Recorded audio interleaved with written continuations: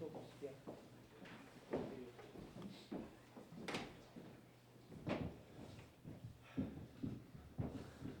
Колеги, господин Младенов вече е при нас. Ще му дам думата за впечатлението от матча. Заповядайте, господин Младенов.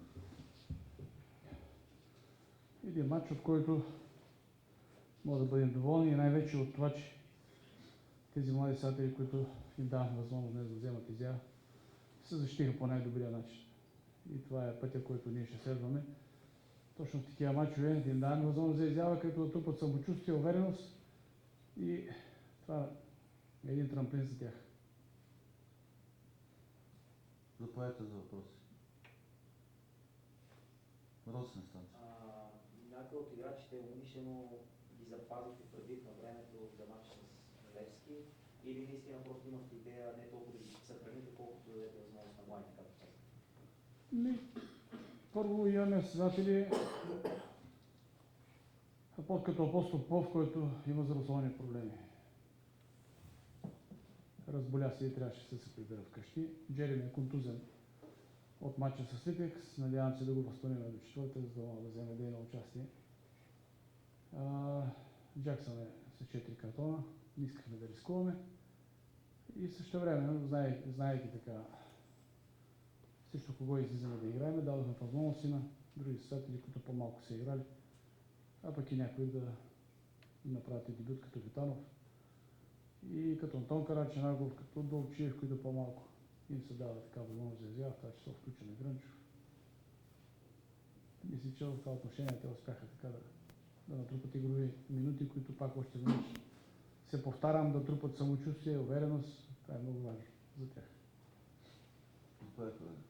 Господин Младенов, преди началото на сезона, вярвали ли сте, че ЦСКА има реална вероятност да зимува на трето място, предвид ситуацията, която беше в клуба? И втори въпрос, малко извън темата в днешния матч. През седмицата се появи информация, че вие и част от играчите са разпитвани за черното, говоря матч с Нефтохимик.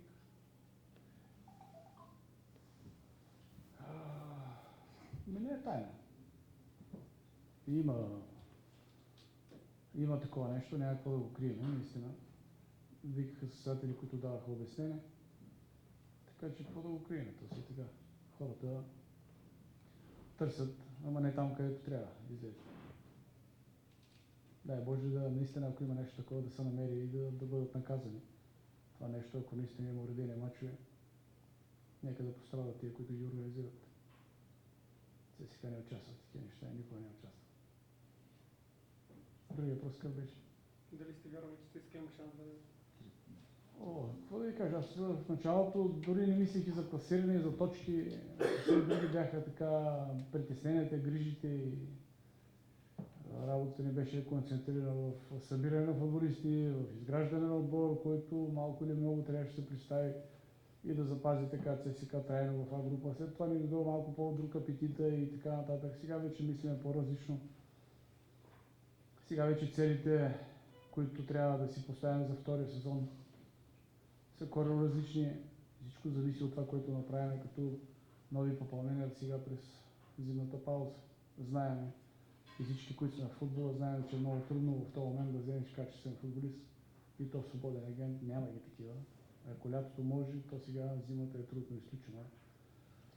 Да вземе даден футболист добър, той е обвързан с договор, а за да го вземеш такъв с договор, трябва да платиш трансферна сума. Ние на този етап нямаме тази възможност. Затова всяка вероятност отново ще се прави това, което се правеше през лятото. Спортал. Господин Младенов, има някакви дни по мача с Левски. Вие наясно ли сте как да играе отборът и как да изглежда, защото резултат от първата среща като че ви дава предимство на ЦСКА, защото Ирана футбола как да устройва? Как ще играе ЦСКА? Разбира се, че имаме идея как да проведем матча и така. Това са нормални неща за един треньор или за един спортнически екип.